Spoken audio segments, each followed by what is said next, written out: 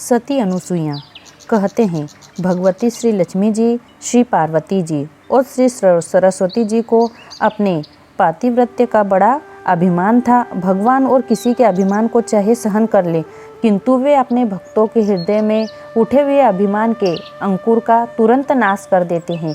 यही तो उनकी भक्तों के ऊपर भक्त वत्सलता है। भगवान ने देखा कि इन चराचर जगत की वंदनीय देवियों को बड़ा गर्व हो गया है, तो उनके गर्व को खर्व करने के निमित्त कौतुक प्रिय भगवान नारद के मन में प्रेरणा की।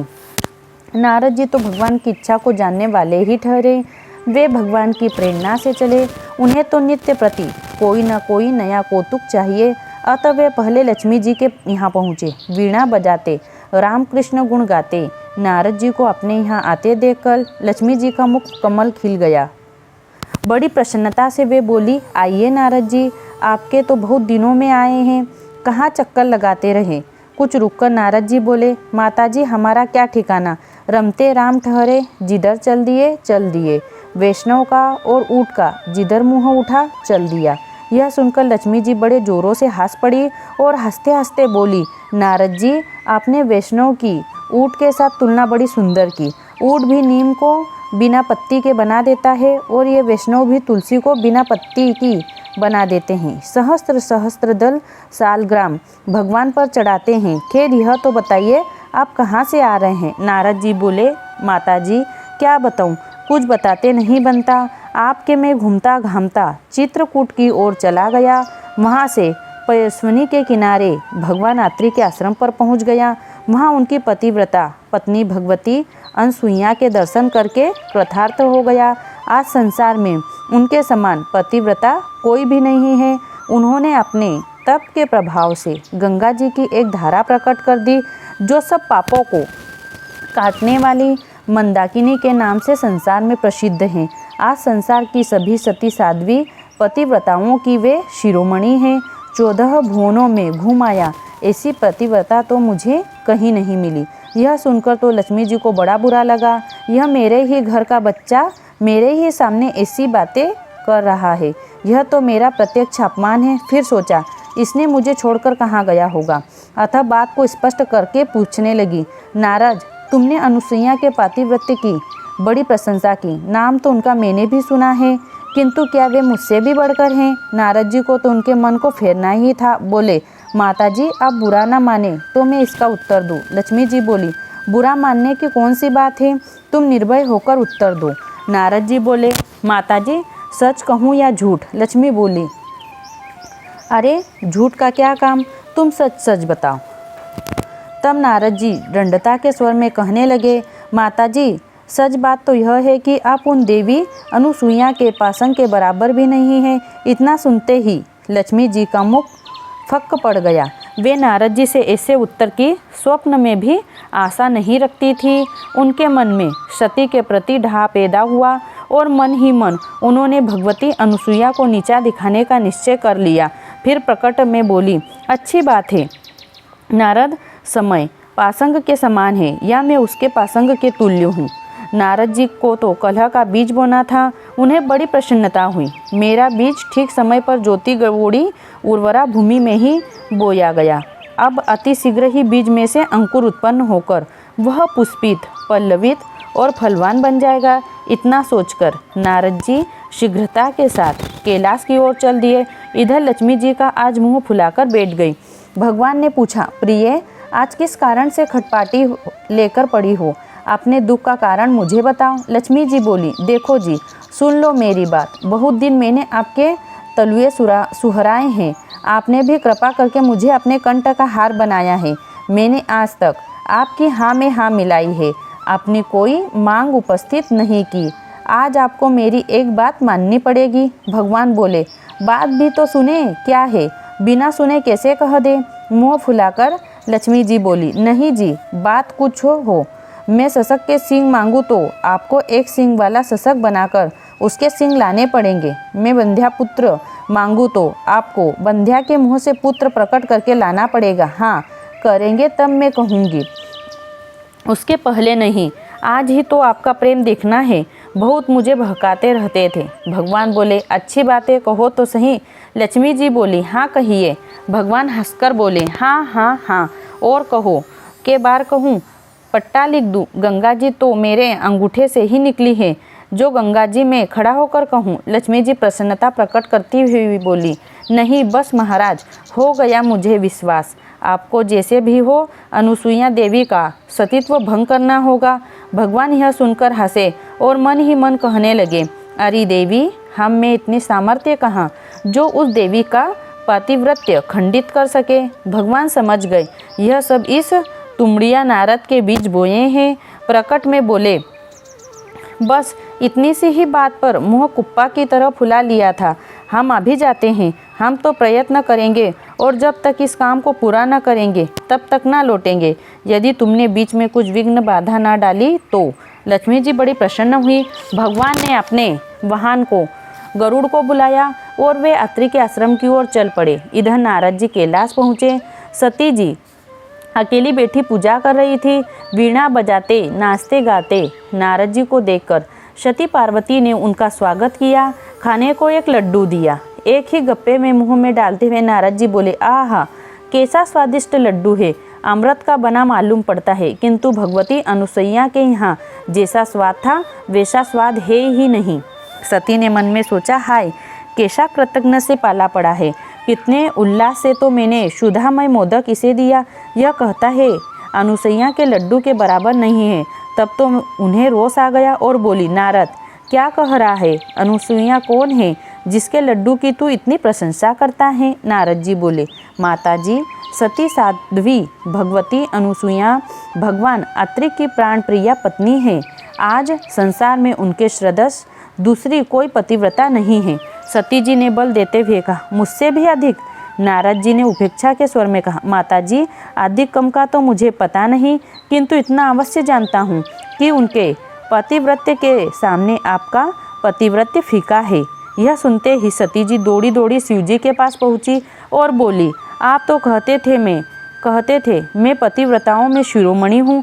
शिव जी ने कहा, तो क्या तुम्हें इसमें कुछ संदेह है? सती जी ने कहा, ना महाराज, आप तक तो संदेह था नहीं, इस नारद ने मुझे संदेह में डाल दिया। नारद कहता है कि अत्रि पत्नी अनुसुईया के सामने तुम्हारा पतिव्रत्य फीका है। यह सुनते ही शिव जी हंस पड़े और बोले, नारद कहाँ है? उसे मेरे पास लाओ। सती जी लौट कर गई तो अब नारद वहाँ कहाँ? वे तो कब के 9 2 11 हो चुके थे। सती जी ने लौट कर कहा, महाराज वह तो चला गया, किंतु आप बतावे यह बात सत्य है क्या? भोलेनाथ स्त्रियों के ढा की बात क्या जाने कि इनके मन में कैसी असूया होती है। वे बोले, नारद ठीक कहता था देवी, तुम भगवती अनुसुईया की समानता तो नहीं कर सकती।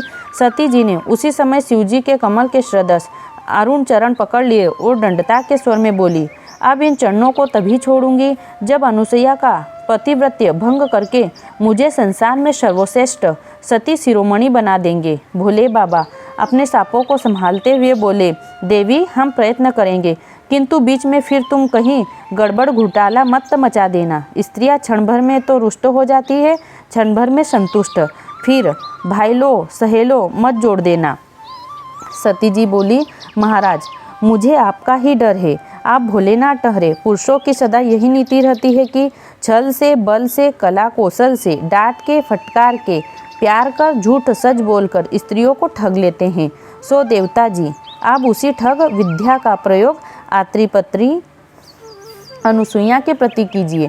शिवजी हंस पड़े और मन ही मन सोचने लगे, जो दूसरों की खाई खोदता है उसके लिए कुआं खुदा खुदाया तैयार रहता है। प्रकट में बोले, देवी मैं अभी जाता हूँ, तुम मेरे पैरों को तो छोड़ो सही। सती देवी ने भगवान वृषभध्वज के चरणों को छोड़ दिया। जो सती अपने पति के चरणों को क्षण भर भी छोड़ देती है उसे अंत में भी क्लेश ही क्लेश उठाना पड़ता है। शिवजी ने अपने नादियों को बुलाया, वे बम बम करते हुए तुरंत दौड़े चले आए। शिवजी उछलकर उनके ऊपर सवार हुए और पीछे आने वाले भूत प्रेत पिशाचों को लौटाकर अकेले ही अत्रि आश्रम की ओर चल पड़े। इधर नारद जी ब्रह्मलोक में पहुँचे। देवी ब्राह्मणी ने उनका स्वागत सत्कार किया और बोली, वत्स नारद तुम हमें भूल ही जाते हो, अब के तो बहुत दिनों में आए, क्या नए समाचार है? नारद जी ने कहा, माता जी सब ठीक है, एक बड़ी अद्भुत बात मैंने मृत्युलोक में देखी। उत्सुकता के साथ ब्राह्मणी ने पूछा, बताओ कौन सी अद्भुत बात है। नारद जी ने कहा, माताजी क्या बताऊं, आत्री पत्नी अनुसुईया के पतिव्रत्य का ऐसा प्रभाव है कि सब ऋषि मुनि आकर उनकी स्तुति करते हैं। संसार में उनके समान आज कोई भी पतिव्रता नहीं है। पतिव्रत्य का ऐसा प्रभाव ही होता है। अमर्ष के सहित ब्राह्मणी बोली, तो क्या वह मुझसे भी बढ़कर है। नारद जी ने कहा, अब माताजी यह मैं कैसे कहूँ, आपने माँ तो माँ ही है, सर्वश्रेष्ठ है ही, किंतु सभी ऋषि मुनि यही बात कह रहे हैं कि आज अनुसुईया से बढ़कर कोई भी पतिव्रता नहीं है। आप तो ब्राह्मणी जी को बड़ी चिंता हुई। उन्होंने कहा, जाओ शीघ्रता से अपने पिता को तो बुला लाओ। माताजी की आज्ञा पाकर नारद जी पितामह की सभा में पहुँचे। उस समय देवताओं और असुरों में जो बहुत दिन से वैर भाव चल रहा था, उसी के संबंध में कश्यप जी से बातें कर रहे थे। नारद जी ने ब्राह्मणी जी का संदेश कह सुनाया। ब्राह्मणी जी ने समझा कोई आवश्यक कार्य होगा, इसीलिए उठकर भीतर आए। आते ही ब्राह्मणी ने पूछा, भगवान आजकल संसार में सर्वश्रेष्ठ पतिव्रता कौन है। ब्रह्मा जी ने विस्मय के साथ पूछा। इस अप्रासंगिक प्रश्न का प्रयोजन हट के स्वर में ब्राह्मणी ने कहा, प्रयोजन कुछ नहीं, आप मुझे पहले इसका उत्तर दे दीजिए। ब्रह्मा जी ने प्रेम से घुड़क कर कहा, वैसे ही कोई बात न चित, तुमसे बढ़कर और संसार में कौन पतिव्रता है। ब्राह्मणी ने प्रेम के स्वर में कहा, आप महाराज आप ये चाटुकारिता बात ना कीजिए, सत्य सत्य बताइए। मैंने तो सुना है आजकल अनुसुईया से बढ़कर कोई पतिव्रता संसार में नहीं है। यह सुनकर ब्रह्मा जी को कुछ चिंता भी हुई, ऊपर से मुस्कुराए भी। सोचा कुछ दाल में काला है, स्त्रियों में असूया शीघ्र ही आ जाती है। अनुसुईया में यही विशेषता है कि किसी के प्रति भी उसके मन में असूया नहीं है। बात तो सत्य है, उनके समान कौन हो सकता है। बात को टालने की दृष्टि से ब्रह्मा जी बोले, तुमसे यह बात किसने कही। ब्राह्मणी ने इधर उधर देखने लगी। नारद जी का पता ही नहीं। माता पिता की एकांतिक रहस्य की बातों के समय सयाने पुत्र को वहाँ नहीं रहना चाहिए, इसलिए नारद जी ने जाने कब से अंतर्धान हो गए थे। जब नारद जी ने देखा तो ब्राह्मणी जी ने कहा, मुझसे काले चोर ने कहा, आप यह बताइए बात सत्य है या नहीं। ब्रह्मा जी ने मुख पर हाथ फेरते हुए कहा, मान लो सत्य ही है तो इसमें तुम्हें चिंता करने की कौन सी बात है, वह तो तुम्हारी पुत्र वधू ही ठहरी। ब्राह्मणी ने रोष के स्वर में कहा, मानसिक पुत्रों से क्या संबंध, वे तो आपके पृथक पृथक अंगों से प्रकट होने से परस्पर में भिन्न ही है। देखिए आप जैसा भी हो, अनुसुईया को पातिव्रत्य धर्म से च्युत करे। उसी समय सर्वज्ञ भगवान ब्रह्मा जी ने ध्यान लगाया। सब बात वे समाधि में ही समझ गए। भगवान कुछ कौतुक करना चाहते थे। वे शीघ्रता से मुकुट संभालते हुए बोले, अच्छी बात है, मैं जाता हूँ। यह कहकर वे हंस पर चढ़कर अकेले ही चल दिए। भगवती मंदाकिनी के तट पर तीनों देव महामुनि आत्री के आश्रम में पहुँचे। परस्पर में एक दूसरे से प्रणाम नमस्कार हुआ। सभी ने अपने अपने आने का कारण बताया। भगवान तो सब समझते ही थे, अतः बोले, हम तीनों वेश बदलकर भगवती अनुसुईया के पतिव्रत्य की परीक्षा करने चले। सभी ने इस बात को स्वीकार किया और तीनों साधु वेश से अनुसुईया देवी के निकट पहुँचे।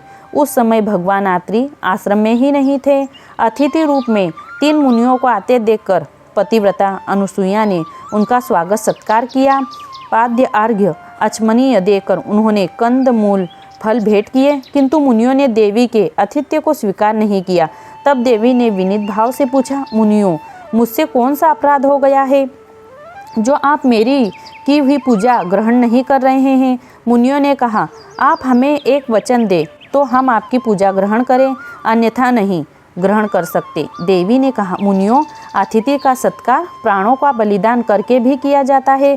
कपोत ने अपनी स्त्री के मानने वाला व्याधा का सत्कार स्वयं अग्नि में कूदकर प्राण देकर भी किया था। आप जिस प्रकार भी प्रसन्न होंगे उसी प्रकार मैं करने को उद्धत हूँ। तब तो मुनियों ने कहा, देवी आप विवस्त्र होकर हमारा आतिथ्य स्वीकार सत्कार कीजिए। यह सुनकर पतिव्रता अनुसुईया हक्की बक्की सी रह गई। ये मुनि या कोई संगवेशधारी जो ऐसा अनुचित सदाचारहीन प्रस्ताव कर रहे हैं।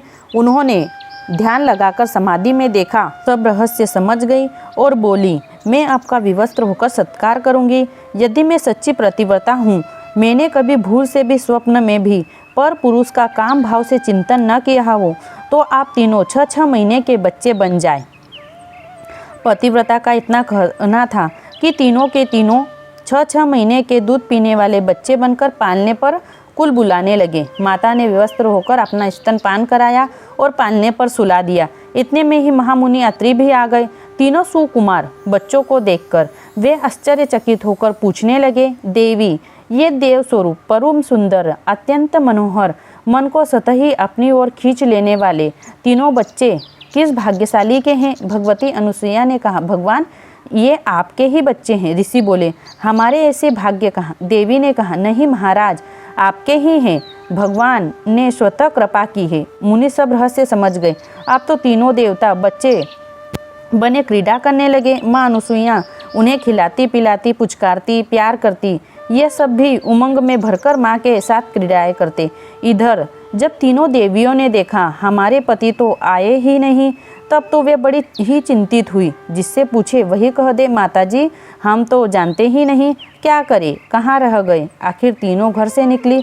देवयोग से तीनों की चित्रकूट में भेंट हो गई। परस्पर में मिलकर एक दूसरे ने अपना दुख बताया। लक्ष्मी जी ने सती जी से पूछा, तुम्हें कैसे पता चला? उन्होंने कहा, हमसे तो नारद ने यह सब बातें कही थी। शीघ्रता से ब्रह्माणी जी बोली उठी, हाय, उसी ने मेरे भी कान भरे थे। लक्ष्मी जी भी सिर ठोकने लगी। तीनों नारद जी पर क्रोध कर रही थी। लक्ष्मी जी बड़ी कुपित हो रही थी। दांत पीसकर बोली, यदि वह तुमड़िया कहीं मिल जाए तो उसकी तुमड़ी फुमड़ी फोड़ दूं, उसकी ऐसी मरम्मत करूं कि छठी का दूध याद आ जाए। वे कुछ कह रही थी कि सामने से जय राम कृष्ण हरि की धुनी करते हुए नारद जी दिखाई दिए। दूर से ही नारद जी ने कहा, माताजी दंडवत, सब माताओं को दंडवत। लक्ष्मी जी तो मन ही मन क्रोधित थी। सभी का रोष पराकाष्ठा को पहुंच रहा था। अपने रोष को छिपाकर लक्ष्मी जी बोली, वाह नारद, बड़े अच्छे समय पर आए, दूर क्यों खड़े हो, हमारे पास तो आओ। तुम्हारी यह वीणा तो बड़ी सुंदर है, देखें तनिक से कैसी है। ये सरस्वती जी तो बड़ी सुंदर है, वीणा बजाती है। नारद जी तो समझ रहे थे। बोले, माताजी, मैं आजकल एक अनुष्ठान में हूँ, मैं किसी के पास जाकर बातें नहीं करता, विशेषकर तो स्त्रियों से तो दूर ही रहता हूँ, किसी के पैर नहीं छूता। रही वीणा की बात, सो यह तो मुझे प्राणों से भी प्यारी है, इसे तो मैं किसी को छूने तक नहीं देता। सरस्वती जी अपनी वीणा बजावे, अपने राम तो चले, जय जय सीताराम। इतना कहा और नारद जी चल पड़े। अब तो तीनों बड़ी घबराई। बड़ी कोमल वाणी में ब्रह्माणी बोली, नारद, नारद, तुझे मेरी शपथ, अपने पिता की शपथ, जो तू लौट कर ना आवे। भैया, एक बात सुन जा, तू सब जानता है तीनों देवता कहाँ चले गए। नारद जी ने अंगुली से संकेत करते हुए कहा, देखो, वह भगवती अनुसुईया का आश्रम है, उसी में खेल रहे हैं। लक्ष्मी जी शीघ्रता से बोली, ऐसा भी क्या खेल, इतने दिन हो गए, तू हमारे पास तो आ, अब तेरी वीणा फीणा नहीं फोड़ूंगी। बात तो बता, हम किस तरह अपने अपने पतियों से मिल सकते हैं। नारद जी बोले, मैं इन बातों को क्या जानूं, मैं तो माताओं से मिलना जानता हूँ। पार्वती जी बोली, अरे भैया नारद, तेरे पेट में दाढ़ी है, तू सब जानता है। हम इस आश्रम के भीतर जाना चाहती हैं, कैसे जाएं? भगवती अनुसुईया अप्रसन्न तो न होगी, हमें उनका बड़ा डर है। नारद जी ने कहा, तुम भूलकर भी पैर मत रखना। जहाँ तुम भीतर गई कि देवी ने अपने सतीत्व के बल से तुमको सबको भस्म किया। तीनों बड़ी घबराई और बोली, नारद जी भैया देख, अब हंसी मत कर, सब बात बता दे, कहाँ है वे तीनों? नारद जी हंसी रोक कर बोले, वे तीनों तो म्याऊं म्याऊं कर रहे हैं, तीनों की बोलती बंद है, बोबा पीते हैं और किलकिलाते हैं, बिल्ली कैसे बच्चे बने हुए हैं। सती जहाँ बिठाती है बैठते हैं, जहाँ लिटाती हैं लेटते हैं। अब उनकी आशा छोड़ो, 15-20 वर्ष में बड़े होंगे, तब माता उनका दूसरा विवाह करेगी। अब तुम सब भस्म रमाकर माला लेकर राम राम रटो, दूसरा कोई उपाय नहीं। आप समझ गई, अनुसुईया के समान संसार में दूसरी कोई सती नहीं। लक्ष्मी जी बोली, यह सब विष की बेली तेरी ही बोई हुई है। अब भैया तू जीता, हम सब हारी, जैसे हम उनसे मिल सके वह उपाय बता दे। हमने अपने किए का फल पा लिया। सत्य है, कभी किसी गुणवान के प्रति असूया नहीं रख करनी चाहिए। सबसे बड़ा पाप दूसरों से स्त्रियां ढा करना ही है। नारद जी बोले, अब आई ठीक ठिकाने पर, पश्चाताप से सभी पाप धुल जाते हैं। अब एक ही उपाय है, तुम सती की शरण में जाओ, तभी कल्याण होगा। तीनों आश्रम के समीप गई। किवाड़ बंद थे। किसी का साहस नहीं हुआ किवाड़ खोलकर भीतर घुस जाए, न जाने सती असंतुष्ट हो जाए। संभव है देवी स्नान करने मंदाकिनी गई हो। कुटी के पीछे एक विशाल वटवृक्ष था। उस पर चढ़कर देखती हैं तो तीनों बच्चे बने एक पालने में किलक रहे हैं। विष्णु भगवान ने कनखियों से लक्ष्मी जी की ओर देखा और चिल्ला उठे, म्याऊं म्याऊं। लक्ष्मी जी ने हाथ का संकेत करते हुए कहा, क्यों ढोंग बनाए हुए हो, आ जाओ। वहीं से हाथ हिलाने लगी। तीनों ने तीनों को देखा, किंतु भगवान तो सती के तप के वश में थे, अतः वे तो बिना पूछे नहीं जा सकते। तीनों देवियाँ अनुसुईया के साप से भयभीत थी, अतः उनका साहस नहीं हुआ बिना पूछे तीनों उतर जाए। थोड़ी ही देर में भगवती अनुसुईया गीले वलकल पहने आ गई। तीनों शीघ्रता से पेड़ से उतरकर कुटी के द्वार पर खड़ी हो गई। वहीं से पुकारने लगी, माताजी हम भीतर आवे। माताजी ने भीतर से ही पूछा, तुम कौन हो? तीनों ने कहा, हम आपकी पुत्रवधू हैं। माता ने कहा, अरे बहुओं को अपने घर में क्या पूछना, आ जाओ, यह तो तुम्हारा ही यह घर है। यह सुनकर तीनों लजाती हुई भीतर गई। माता अनुसुईया के पैर छुए। माता ने कहा, बड़ी अवस्था वाली हो, अपने पति की प्यारी हो। मेरे बच्चे तो अभी छोटे छोटे हैं, बहुएं तो बड़ी लंबतड़ंगी है। इतने में ही महामुनि अत्रि जी भी आ गए। तीनों बहुएं घूंघट मारकर एक ओर हट गई। मुनि ने पूछा, देवी ये तीनों कौन हैं? अनुसुईया जी ने कहा, भगवान ये आपकी पुत्रवधू हैं। मुनि बोले, देवी तुम बड़े कौतुक रच लेती हो, अभी तो पुत्र बना लिए, वे पूरे 6 महीने की भी नहीं हुए कि पुत्रवधुएं भी आ गई। हाथ हाथ भर के बच्चे, 5-5 हाथ की बहुएं, यह कैसी विचित्र बातें हैं। अनुसुईया देवी बोली, महाराज इसमें क्या हानि, बड़ी बहू बड़े भाग्य, यह कहावत है। बच्चे भी एक दिन बड़े हो जाएंगे। यह सुनकर मुनि हंस पड़े और सब रहस्य समझ गए। अब तीनों ने सती के पैर पकड़े, देवी हमें क्षमा करिए, आपने किए का हमने फल भोग लिया, अब हमें हमारे पतियों को दे दीजिए। अनुसुईया जी ने कहा, मैं कब मना करती हूँ, ले जाओ गोदी में उठाकर, ये सो रहे हैं। तीनों देवियों ने कहा, माताजी अब हमें बहुत लज्जित ना करें, संसार में हमारी हंसी ना करवाए, कोई क्या कहेगा, इन्हें जैसे का तैसा कर दीजिए। तीनों देवियों को दुखित देखकर माता का हृदय पसीज गया। उन्होंने हाथ में जल लेकर बच्चों के ऊपर छिड़क दिया। तीनों देव अपने अपने स्वरूपों में अपने अपने वाहनों पर विराजमान थे। सती साध्वी अनुसुईया ने उठकर तीनों देवों की वंदना की, पूजन किया और प्रदक्षिणा की। माता की पूजा से प्रसन्न होकर तीनों देवताओं ने कहा, पतिव्रते हम तुम्हारे पतिव्रते से अत्यंत ही संतुष्ट हैं, तुम हमसे जो चाहो वरदान मांगो। यह सुनकर ब्रह्मा, विष्णु और महेश इन तीनों देवों को नमस्कार करके गदगद कंठ से भगवती अनुसुईया ने कहा, यदि आप लोग मुझ पर प्रसन्न हैं तो मैं यही वरदान मांगती हूँ कि आप तीनों मेरे पुत्र हो जाए। प्रसन्न होकर तीनों देवों ने कहा, तथास्तु, अच्छी बात है, हम तीनों अपने अपने अंशों से आकर तुम्हारे पुत्र होंगे। अनुसुईया को इस प्रकार वरदान देकर सम्मुख लज्जा से नीचा सिर किए हुए लक्ष्मी जी, सती जी और ब्रह्माणी जी को देखकर तीनों ने पूछा, बताओ आजकल संसार में सबसे श्रेष्ठ सती कौन है? लजाते हुए तीनों